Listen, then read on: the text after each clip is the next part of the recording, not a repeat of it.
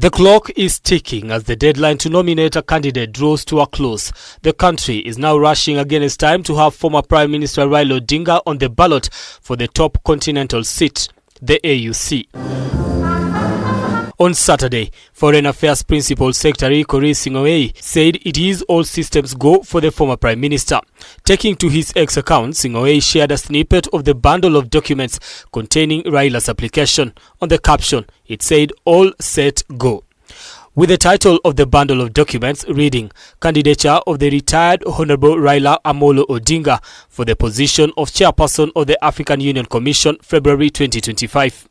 The post signaling that the government has finally assembled Raila's application documents ready for submission. Last month, the government announced it had set up an elaborate secretariat to help in Raila Odinga's campaign and the preparation of the required documents. The secretariat were in charge of preparing the documents for submission before the 6th of August deadline. The State Department for Foreign Affairs has established a campaign secretariat which includes the candidate's strategy team. The documents needed to be translated into 5 to 6 languages before submission as the 6th August deadline draws to a close. The languages are Portuguese, English, French, Arabic, Swahili, and Spanish as required by the nomination rules. Earlier, the government had set the deadline for submission to the 30th of June, but failed to meet that deadline after what they termed as protests that rocked the country. The latest progress clears the air on the government's commitment to push for Odinga's after speculation that the government was not willing to commit to support Odinga's candidature after weeks of protests. We have had a meeting. Early last week, the opposition leader had hinted that he would forgo his bid if at all the government would use it to arm twist him in supporting the government at the expense of the protests in the country that were championing for change. The statement had put the future of his candidature in limbo, with people speculating that government support came with the opposition not siding with protesters.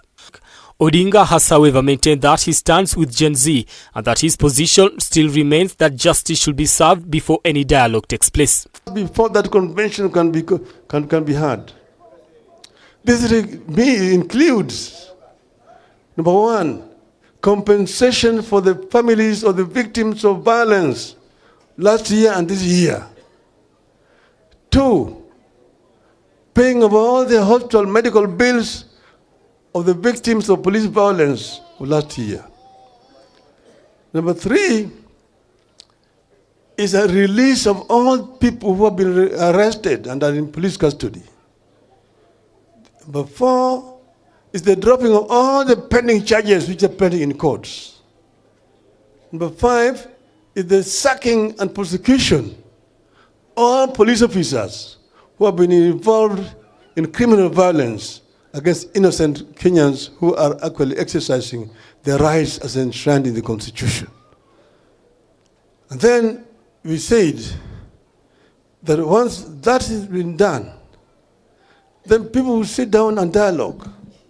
And we've also actually come up with what that dialogue should be about. The former Prime Minister also said he releases members of his party called upon to work with the government in different ministries. That we can then talk about a government of national unity. But then you say that if you want to take some of our experts and get into your government, you release them to join your government and work in accordance with the ethics of our party, ODM and Azimio.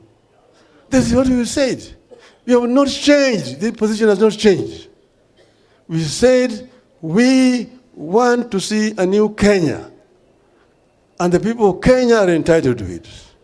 And that's why we said we agree with Gen Z in their demands. Gen Z demands are the demands of the people of Kenya. This announcement comes against the backdrop of a political division within Odinga's Azimio coalition. Sisi sasa mwenye atakuwa akituongoza kwa hiyo safari itakuwa Kalonzo Musyoka. Steven Kalonzo Musyoka. Na sisi tumesema mzee wetu Mheshimiwa Raila Odinga, yeye anaenda kuania kiti kile cha AU kule Addis Ababa. The elections to find the next occupant at the AUC top job will take place in February 2025 when Charles Musafaki, the current chairperson, exits after his 2-term tenure. Brian Amwai, K24.